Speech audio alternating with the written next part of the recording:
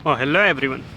तो अभी अभी मैं एग्ज़ाम देकर निकला हूँ। मेरा एग्ज़ाम था ये IBPS PO का 15/10/2022 को फर्स्ट शिफ्ट में एग्ज़ाम था। तो चलिए जल्दी जल्दी मेरे अटैम्प्ट्स की बात कर लेते हैं। इंग्लिश में मैंने अटैम्प्ट किए 24 आउट ऑफ 30, क्वांट्स में 19 आउट ऑफ 35, रीजनिंग में 30 आउट ऑफ 35। तो ओवरऑल मेरे अटैम्प्ट हो गए 73 आउट ऑफ 100। लेवल की बात करें तो इंग्लिश का लेवल मुझे मॉडरेट लगा, ज़्यादा हो भी नहीं पाया अटैम्प्ट, मतलब ऑलमोस्ट 25 तो टारगेट रहता ही था। बाकी क्वांट का तो पहले ही की तरह वो अरिथमेटिक थोड़ा वेरिएबल की वजह से थोड़ी डिफ़िकल्ट हो जाती है, और DI में भी फंस रहा था मैं, तो डाटा डिकोड करने में थोड़ी दिक्कत हो गई। 2-3 बार करना पड़ा डाटा डिकोड, तो उसमें भी कमी अटैम्प्ट रहे, तो मॉडरेट टू डिफ़िकल्ट था वो भी। पर रीजनिंग मुझे काफ़ी इजी लगा PO के लेवल से, क्योंकि रीजनिंग में ज़्यादातर जितने भी पज़ल थे वो 1-2 पॉसिबिलिटी में आसानी से बन जा रहे थे। तो रीजनिंग में इसी वजह से 30 अटैम्प्ट हो पाएंगे, जो कि सबसे ज़्यादा है। तो अगर इसमें हमें बचा पाएगा तो रीजनिंग ही रहेगा सब्जेक्ट जो हमें बचा पाएगा, बेड़ा पार कराएगा। बाकी नहीं तो नहीं, डूबो भी है ही।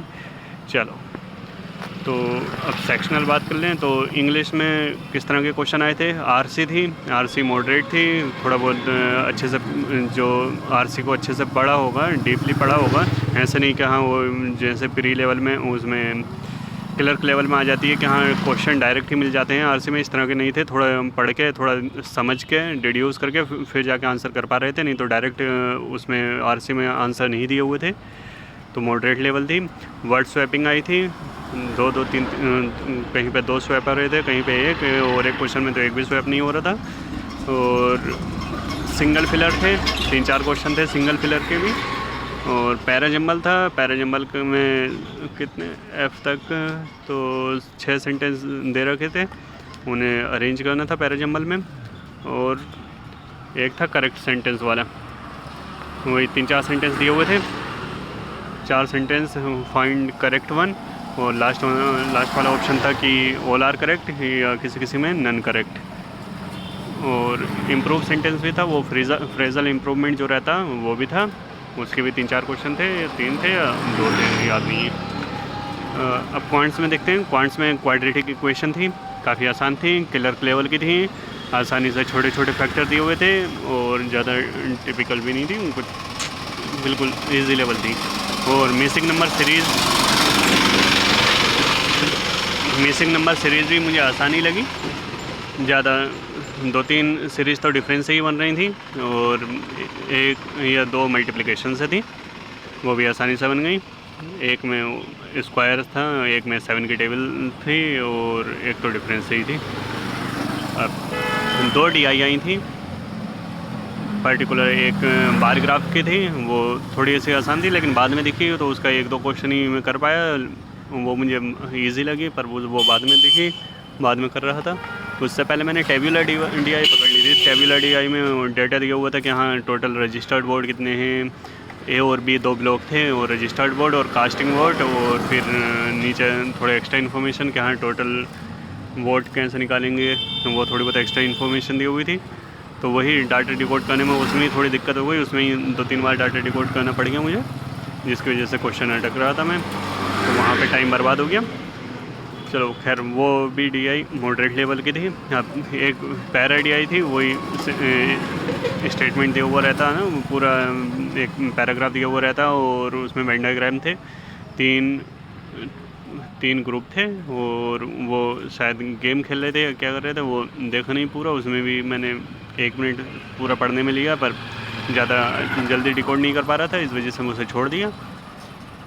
अब बाकी जितने भी क्वेश्चन बचे वो अरिथमेटिक के थे। अरिथमेटिक में भी वेरिएबल बेस्ड आई थी, ज़्यादातर वेरिएबल थे, पर अरिथमेटिक के भी 3-4 क्वेश्चन किए हैं, देखा जाएगा। अब रीजनिंग की बात रही, रीजनिंग में 4 पज़ल थे।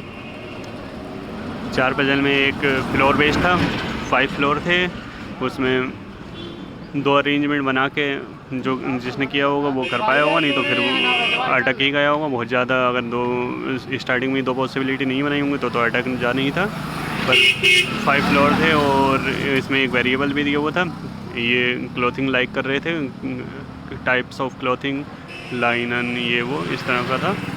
और एक 8% लीनियर था कि 4 नॉर्थ फेस कर रहे हैं, 4 साउथ फेस कर रहे हैं, इस तरह का क्वेश्चन था। वो भी आसानी से बन गया था, उसकी भी 2 पॉसिबिलिटी बनाकर। और एक था सीरियल बेस्ड, वही क्या एक ये ए बी से पहले जाता, बी सी से बाद में जाता, सी और बी के बीच में 2 लोग जाते हैं, इस तरह का था। 9% थे, ये भी आसानी से बन गया था। इसमें 3 पॉसिबिलिटी बन रही थी। और एक डायरेक्शन फिर वो चौथा जो पजल था वो मैंने किया नहीं, वही छोड़ दिया 5 नंबर का। बाकी सभी क्वेश्चन हो गए थे, वो देखा भी नहीं मैंने कौन सा था, वो टाइम ही नहीं बचा था। एक डायरेक्शन डिस्टेंस का था, उसमें 2% जा रहे थे इधर से उधर, तो इसमें डायरेक्शन और डिस्टेंस वाले में थोड़ी सी वो जल्दबाजी में चूक हुई थी, जिसकी वजह से 1 मिनट बर्बाद हुआ था।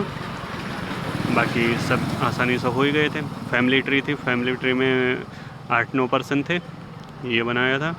सिलॉक्स था, ओनली अ फ्यू टाइप के थे और आसानी थे, ज़्यादा कोई हार्ड वाले नहीं थे सिलॉक्स। इनइक्वालिटी भी आसान थी। पेयर ऑफ लेटर का एक क्वेश्चन था, पेयर ऑफ लेटर में 2 आंसर आया मेरा तो। और एक क्वेश्चन था मीनिंगफुल वर्ड, लास्ट में 30 सेकंड बचे थे, तो क्या किया जाता है, मीनिंगफुल वर्ड ही जनरली मैं इसे स्किप करता हूँ, पर मैंने सोचा चला ट्राई करके देख लेता हूँ। तो मीनिंगफुल वर्ड में फाउल बन रहा था वर्ड, और फिर आसपास में सोच पा रहा था, तो इसके अलावा तो कोई वर्ड ही नहीं बन रहा था। तो इसमें सेकंड लेटर पूछा था लेफ़्ट से, तो वो आंसर था। चलिए खैर, यही सब रहा मेरा एक्सपीरियंस IBPS PO 3 का। मिलते हैं नेक्स्ट वीडियो में, तब तक के लिए थैंक्स।